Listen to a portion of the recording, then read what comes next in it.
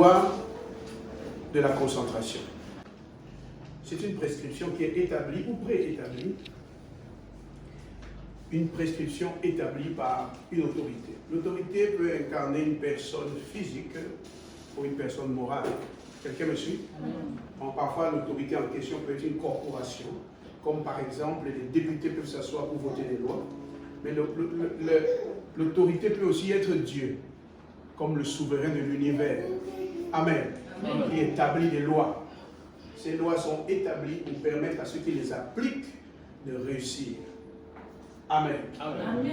Lorsque Dieu établit des lois, il les établit pour que ceux qui s'en servent se rapprochent de lui dans leur style de vie, dans leurs résultats, dans leur fonctionnement, dans ce qu'ils auront de ce que la vie peut offrir de meilleur. Quelqu'un me suit? Amen. Vous savez, en tant que père de famille, si je décide d'établir des lois dans ma maison, ce sera pour que les enfants qui appliquent ces lois se rapprochent de moi. N'est-ce pas?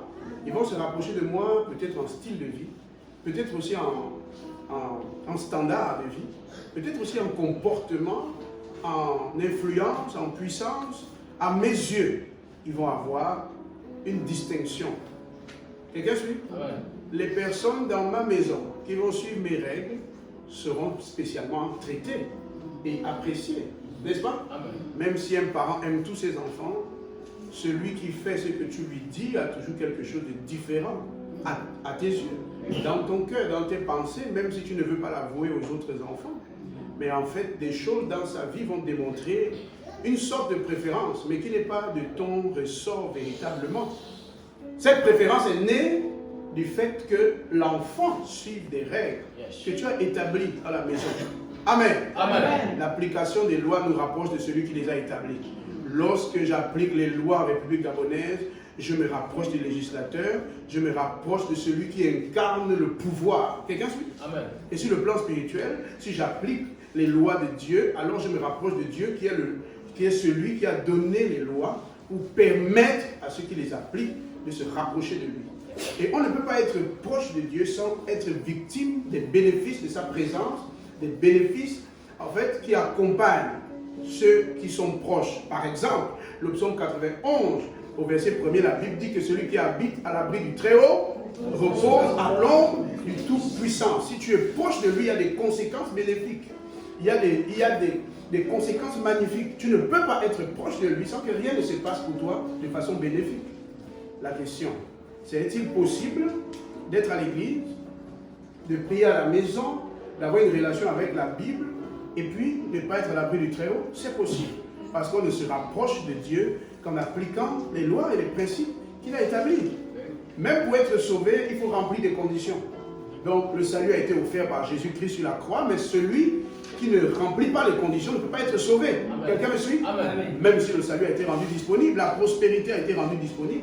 La Bible dit dans 3 Jean 2, je souhaite que tu prospères à tous égards, que tu sois en bonne santé comme prospère l'état de ton âme. C'est écrit, c'est ce que Dieu souhaite. Mais ça n'arrive pas à tout le monde parce qu'il y a des conditions à remplir. Ce sont des principes, ce sont des lois. Quelqu'un suit? Amen. Et celui qui ne s'applique pas à les appliquer, s'applique à échouer. Quelqu'un comprend? Sa vie se complique. Et l'échec se duplique. Et ça se réplique à l'infini. Quelqu'un me suit? J'ai dit que je vais dire des choses qui peuvent te choquer. Alors, que toute forme de médiocrité dans ton cœur soit victime des mots que j'annonce maintenant. Amen. Paroles que je relâche au nom de Jésus. Amen. La vraie victime, ce n'est pas toi. La cible, c'est l'échec. La cible, c'est la médiocrité. Amen. La cible, c'est la maladie. Amen. La cible, c'est la mort. Amen. La cible, c'est la sorcellerie. Amen. Amen. L'amour des petites choses. Quelqu'un comprend? Amen. C'est ça la cible. Qui t'a condamné à des petites choses? Moi, je vais te dire, l'absence dans ta vie d'un fonctionnement selon des lois et des principes qui vont te hisser en hauteur, l'absence des principes que tu appliques dans ta vie de tous les jours, cela explique la disette, le manque et la pauvreté que tu peux expérimenter sur les différents domaines. Quelqu'un suit? Quelqu'un me suit? Amen. Oui, ça explique cela. Alors, à quoi peuvent servir les lois? À quoi peut servir une loi? À quoi peut servir une loi? Ça sert à quoi? Une loi, elle existe pour être appliquée. Et une loi appliquée produit des résultats qui sont garantis par la force de la loi. Quelqu'un me suit? Amen. Les résultats sont garantis par la force de la loi. Jésus a dit que les paroles que je vous ai dites sont esprit et vie. Quelqu'un me suit? Amen. Il a dit quoi? Les paroles que je vous ai dites Son esprit est vie. Lorsqu'il s'évertue à nous expliquer ou à nous communiquer des lois, il le fait par le biais de sa voix. Quelqu'un suit? L'Éternel dit à Moïse. L'Éternel dit à Moïse. N'est-ce pas? Amen. Il le fait par le biais de sa voix. Et la voix de Dieu est toujours empreinte de puissance. Cette puissance, c'est la force d'accomplissement. Toutes les personnes qui s'appliquent à appliquer les lois divines se mettent sous l'influence de la puissance de Dieu qui est cachée dans ses paroles. Quelqu'un me suit? Amen. La Bible d'Apocalypse, heureux ceux qui entendent et qui lisent les paroles de la prophétie pour les mettre en pratique. Quelqu'un m'entend? Amen. C'est vraiment extraordinaire. C'est vraiment extraordinaire. Donc, les lois existent pour être appliquées. Et là, je vais te parler d'une loi importante, celle de la concentration. Qu'est-ce que c'est, la loi de la concentration? C'est une loi centrale au milieu des autres lois. Amen. Comme la focalisation, comme la loi de l'honneur, comme la loi des sémailles. Amen. Amen. Il y a plusieurs lois. Amen. Et la loi de la concentration est l'une des lois les plus importantes pour le succès, pour l'épanouissement personnel. Est-ce que quelqu'un me suit? Amen. Est-ce que personne n'était distrait? Pour l'épanouissement personnel, c'est très important. Quelqu'un m'entend? Amen. La loi de la... C'est quoi la concentration? C'est le fait de se focaliser sur un objectif en refusant absolument d'être distrait. Amen. Amen. C'est le fait de s'engager de façon déterminée dans une tâche jusqu'à la terminer, sans accepter une distraction, sans accepter d'être orienté dans autre chose que ce dans quoi on est engagé. La concentration, c'est le fait de se désintéresser de tout pour ne s'intéresser qu'à une chose, la concentration. Amen. Amen. Le fait de désactiver toutes les autres fonctionnalités du cerveau pour n'activer que celles qui concernent le domaine dans lequel je me concentre, je m'engage de façon déterminée. La concentration. C'est le fait d'avoir une cible et de ne pas la quitter des yeux. La concentration. Quelqu'un m'entend? Amen. C'est le fait de se tenir pour une cause sans jamais se décourager. Amen. La concentration. La concentration, c'est quelque chose qui ne peut pas arriver dans la vie de quelqu'un qui n'a pas au préalable une vision claire. Il est impossible de se concentrer sur un objectif dont on n'a pas du tout la connaissance. Parce que pour se concentrer, il faut avoir un objet, un sujet, un but. Quelqu'un suit? Il faut un objet, il faut un sujet, il faut un but. Sinon, on ne peut pas se concentrer. Alors, quel est l'objet, le sujet? C'est quoi le but? Premièrement, c'est la volonté générale de Dieu. La volonté générale de Dieu pour tous les hommes. Vous connaissez la volonté générale de Dieu pour tous les hommes? La Bible dit par exemple que la volonté de Dieu, c'est que tout soit sauvé et pavé dans la connaissance de la vérité. Amen. Amen. La Bible dit par exemple, je souhaite que tu prospères à tous égards, que tu sois en bonne santé comme prospère l'état de ton âme. La volonté générale. La Bible dit par exemple dans Jérémie 29, 11, je connais les projets que je me suis formé sur toi, projets de paix et non de malheur, pour te donner un avenir plein d'espérance. Volonté générale. Alléluia. La Bible dit ces choses de façon générale pour tous les hommes. Dieu veut ça pour chacun. Et à quel moment la concentration sera nécessaire pour toi? La concentration est nécessaire à partir du moment où tu connais la volonté générale, parce que la concentration va t'aider de faire ou à faire de la volonté générale de Dieu sa volonté, son accomplissement, un accomplissement spécifique dans ta vie. Suis-moi. Dieu parle à nous tous. Certains vont l'entendre et s'arrêter là, et d'autres vont l'entendre et se concentrer, à se consacrer à ce qu'il a décidé dans leur vie. Et ça, c'est fait par la loi de la concentration. Ils ne vont pas se limiter à écouter, mais ils vont s'engager en se concentrant sur ce que Dieu a dit jusqu'à ce que ce soit leur réalité. Tu as besoin de concentration pour partir de la volonté générale de Dieu à la volonté spécifique de Dieu. Tu as besoin de la concentration pour partir de la foule, pour faire partie du groupe des disciples. Quelqu'un m'entend? Tu as besoin de plus de concentration pour partir des disciples, pour rejoindre le groupe des 12. Et partir des 12 pour rejoindre les 3. Et partir des 3 pour devenir celui qui dormait sur la poitrine de Jésus par la profondeur d'une intimité sans pareil. Amen. Celui que Jésus aimait. Quelqu'un me suit? La concentration va distinguer les gens entre eux. Amen. Pourquoi c'est si important d'être concentré? Parce que la concentration, c'est un remède contre la distraction. 1. 2. La concentration est un remède contre la confusion. 3. La concentration est un remède contre la déstabilisation. Lorsque tu es concentré, il est important de comprendre que tu es difficilement distrayable, difficilement déstabilisable, difficilement on peut te confondre. Quelqu'un suit? La loi de la concentration te met au large de toute forme de confusion. C'est pour ça qu'on ne peut être concentré qu'après avoir été au courant d'un projet spécifique. Ça commence par une information, une connaissance générale. Et nous avons parlé à la base de notre concentration de la volonté générale de Dieu. Parce que nous connaissons la volonté générale de Dieu, on peut se concentrer dessus pour en faire un accomplissement personnel. Il avait dit, j'avais dit que vous êtes des dieux, mais vous mourrez comme des simples hommes, alors je décide de fonctionner comme un Dieu et de vivre les résultats d'un Dieu. Il veut que je prospère à tous égards, alors je me concentre pour que tout ce qui va permettre que cela soit ma réalité devienne cette réalité. Rappelez-vous que dans la parole de Dieu, il y a toujours 2 aspects dans tout ce que Dieu dit. Est-ce que quelqu'un me suit? Amen. Il y a toujours 2 aspects dans tout ce que Dieu dit.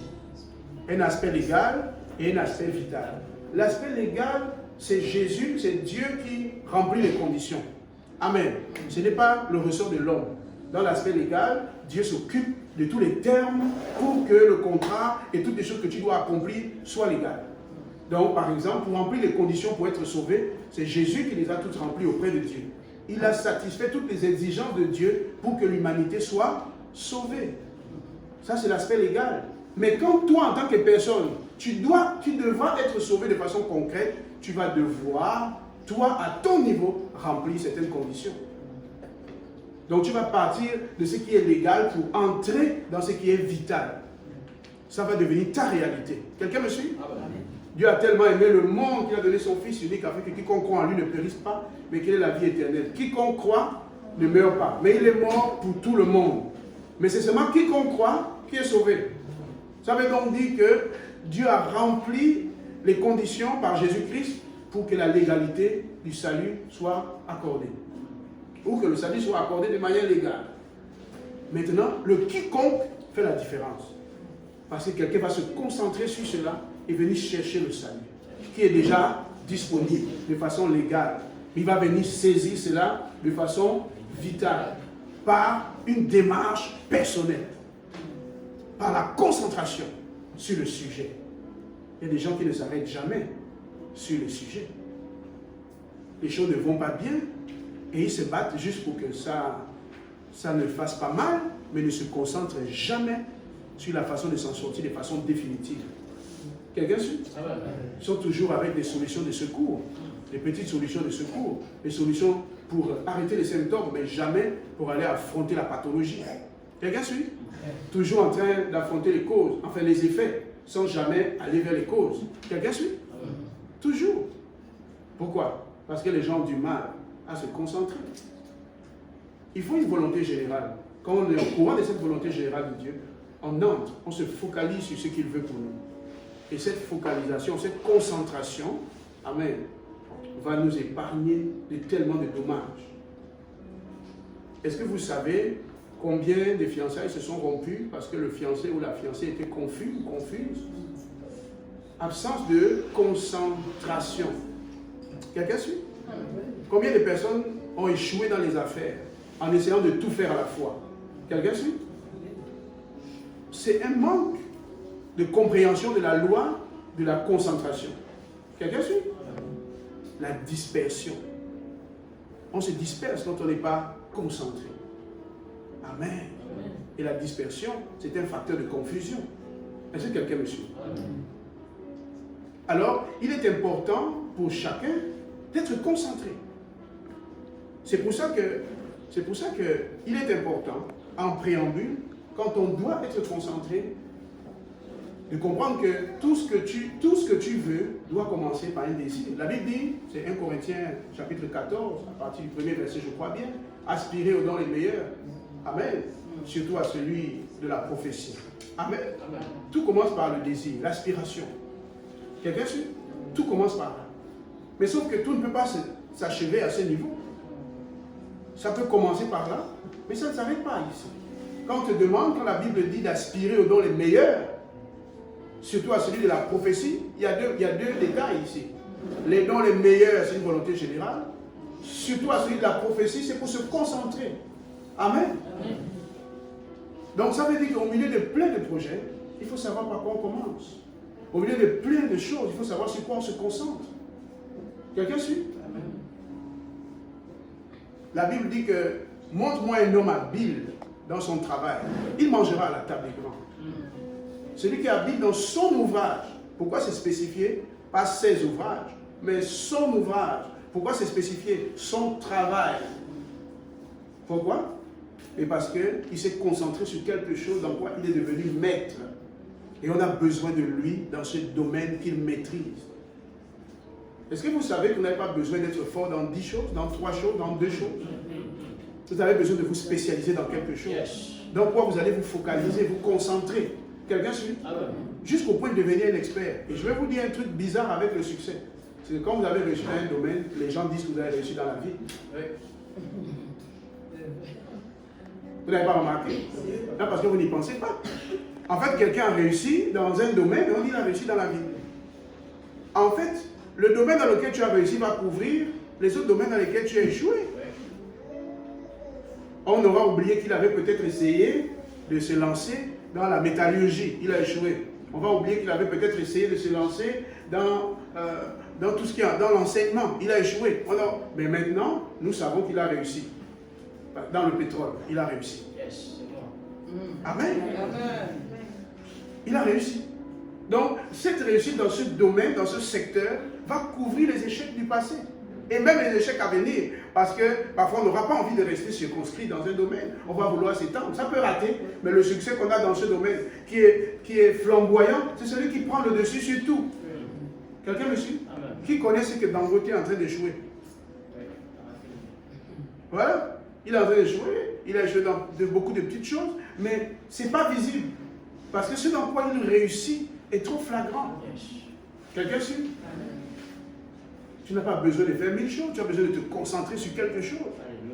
Quand il y a le désir, en un, il faut faire une deuxième chose. Il faut que ce désir, tu l'écrives comme une vision. Amen. Et troisièmement, il faut que cette vision, tu en fasses un projet de vie. Parce que la vision, c'est l'aspect spirituel d'un projet. Le projet, c'est l'aspect intelligent d'une vision. L'aspect physique, l'aspect structuré de la vision. Donc, c'est important de commencer dans l'esprit.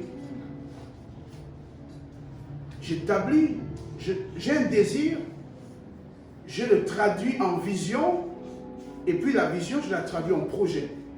Et le projet, j'établis en étapes. Quelqu'un suit? Amen. Des étapes réalisables en 3 grandes vagues d'accomplissement qu'on appelle les termes. Donc, court terme, moyen terme, long terme. Amen. Amen. Et pour chaque étape, je vais articuler autour des étapes tous les outils dont j'aurai besoin. Pour chaque étape. Quelqu'un me suit? Amen. Les outils. Il y a des choses que je peux faire seul et d'autres que je ne peux pas faire seul. Donc ça veut dire que la concentration va aussi sélectionner votre entourage. Quelqu'un suit? Amen. La concentration va vous empêcher de gaspiller votre temps. Quelqu'un m'entend? La concentration va vous permettre d'économiser de l'énergie. L'énergie que vous aurez gaspillée pour régler les problèmes avec des gens avec une mentalité tellement basse, qui sont toujours en train de penser de manière très basse. Quelqu'un suit? Amen. Qui ont toujours une imagination débordante qui ne va que dans le sens négatif. Il n'y a jamais rien de positif. Toute cette énergie que vous allez gaspiller avec des personnes comme ça, quand vous êtes concentré, vous ne la perdez plus. Vous ne la perdez plus, cette énergie. vous l'économisez parce que vous n'avez plus de telles personnes dans votre environnement direct. Ces personnes ne font pas partie de votre environnement. Parce que la loi de la concentration va vous orienter vers des personnes aussi concentrées que vous. Parce que n'oubliez pas, il y a une autre loi qui s'appelle l'attraction.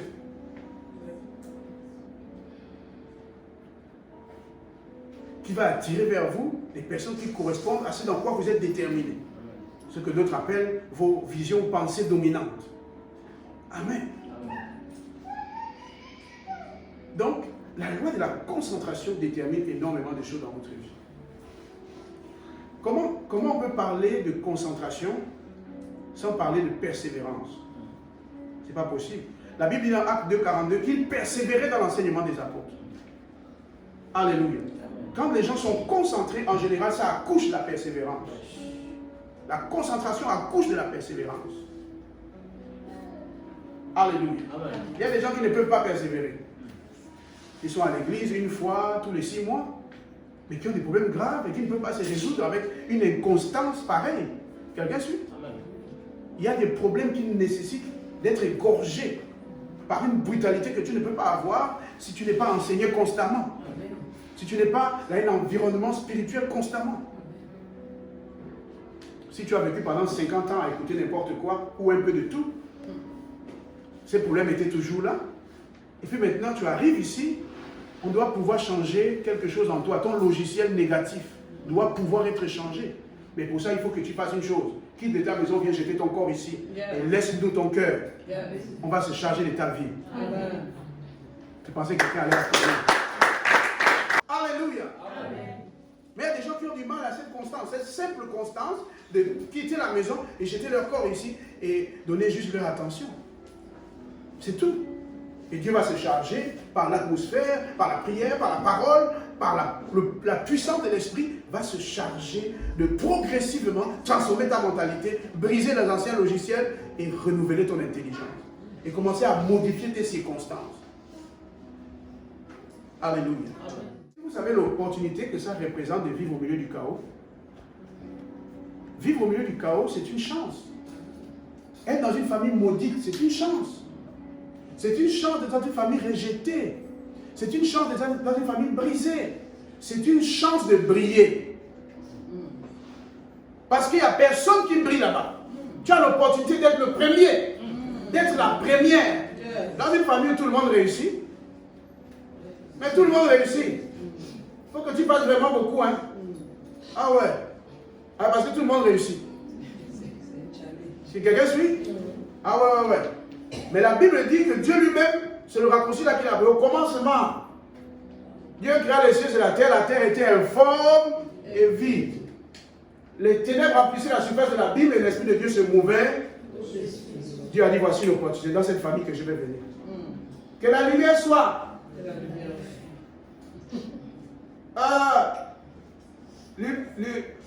Luminaire. Hein? Oh, c'est pas toi. La terre ferme.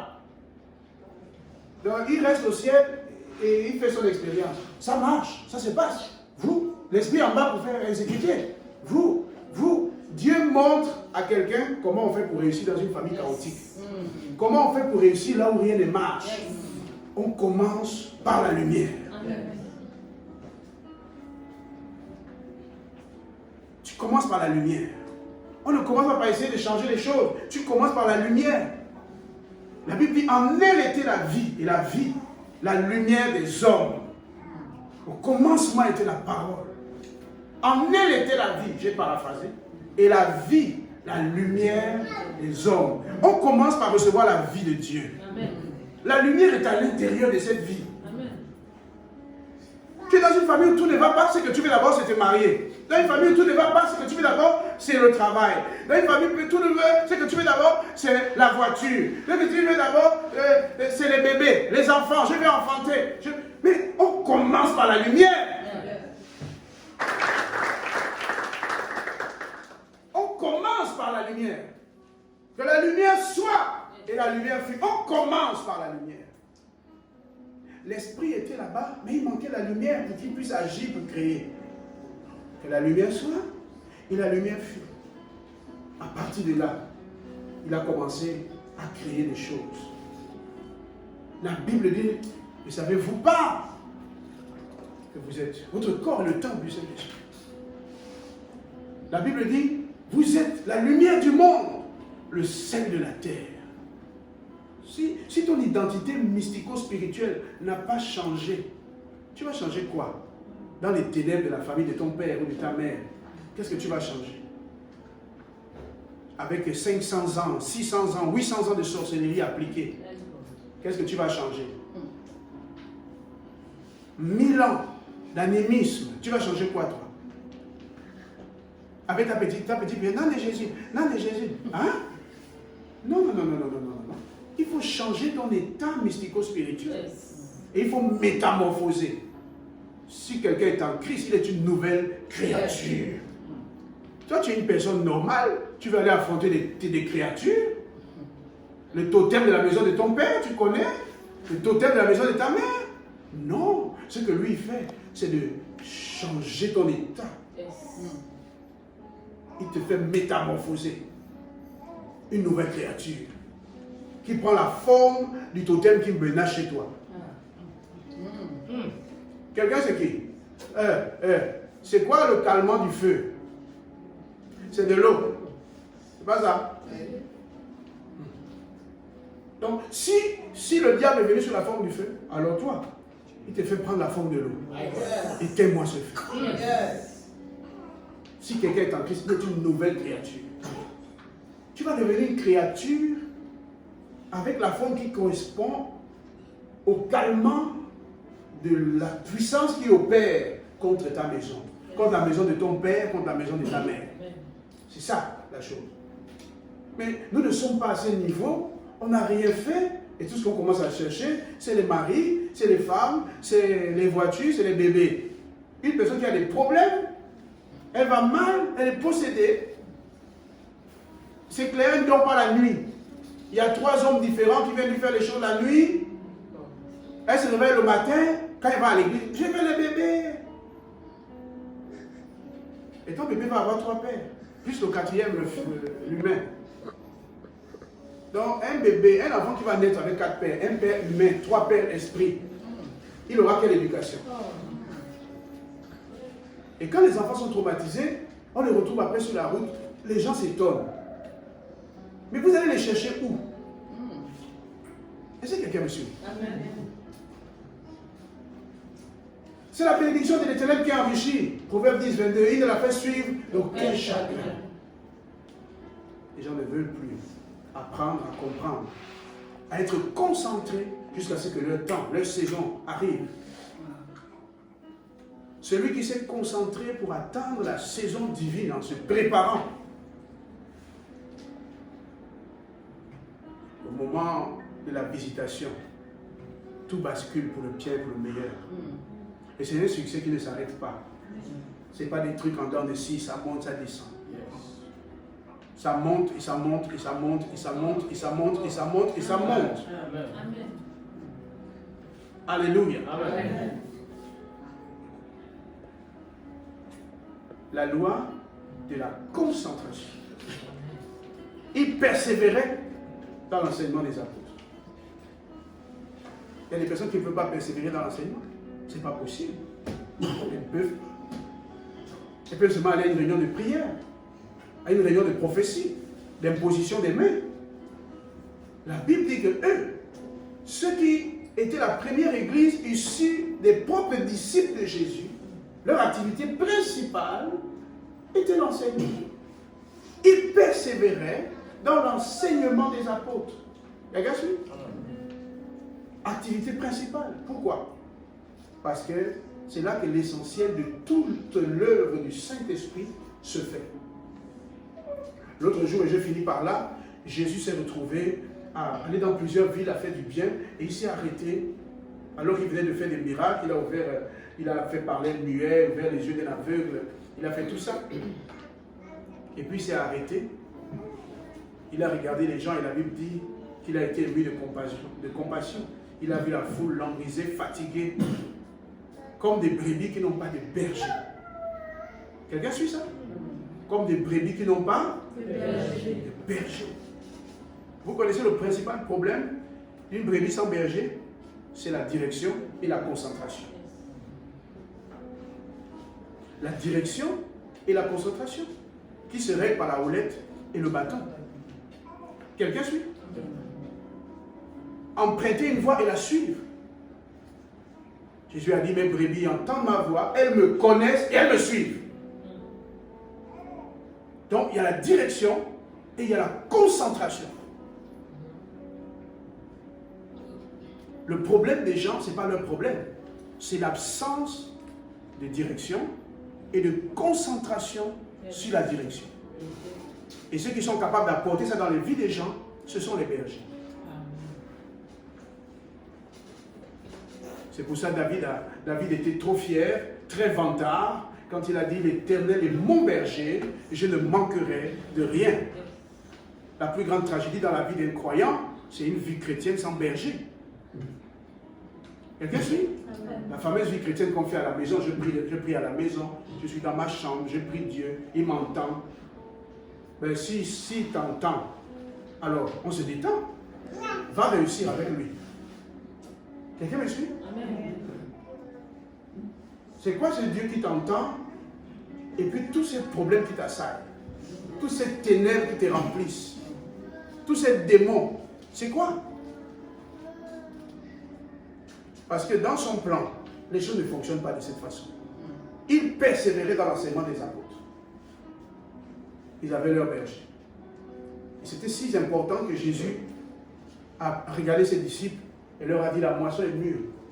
Mais il y a peu d'ouvriers. Priez le maître de la moisson qu'il envoie des ouvriers au plus haut. Il faisait référence à des bergers qui manquaient. Quelqu'un suit?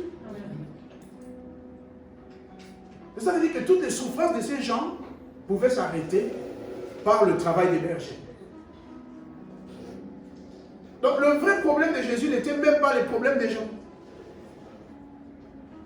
Puisque dans les secondes qui ont suivi sa déclaration, la Bible dit qu'il appela les 12 et il a imparti le pouvoir de chasser les démons, de guérir toutes sortes de maladies et d'infirmités. Et il les a envoyés. Ça veut donc dire que la puissance de guérir de tout ça, c'était pas ça le problème. Alléluia.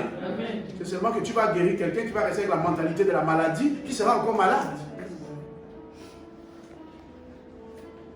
Il veut des bergers parce qu'ils vont donner une direction, c'est de la santé. Et la brebis va rester concentrée et vivre la prospérité.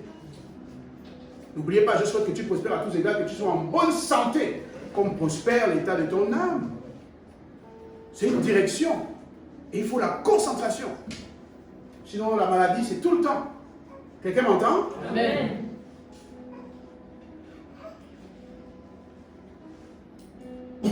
La loi de la concentration. La concentration, et j'ai terminé, la concentration, c'est un facteur extraordinaire qui te permet de vivre chaque instant pleinement. J'ai beaucoup à dire dessus, mais je vais m'arrêter ici. Vivre chaque instant pleinement. Vous savez, il y a des gens qui ne peuvent pas vivre chaque instant pleinement. Quand il va à la plage, il pense au bureau. Quand il est au bureau, il pense à la maison. Quand il est à la maison, il pense à la voiture. Quand il est à la voiture, il pense aux enfants. Quand il est avec les enfants, il pense à sa femme. Quand il est avec la femme, il pense à ses parents. Quelqu'un m'entend? L'absence de concentration. L'incapacité de vivre l'instant présent pleinement. Ça produit des gens incompétents et insatisfaits constamment. Quelqu'un suit? Une femme va dire qu'elle veut vivre avec un homme et elle fait pleurer le même homme. Quelqu'un me suit? Mais c'est que tu vas vivre pleinement. C'est ça là que tu es en train de produire chez la personne. C'est ça. C'est ce que tu vas vivre constamment.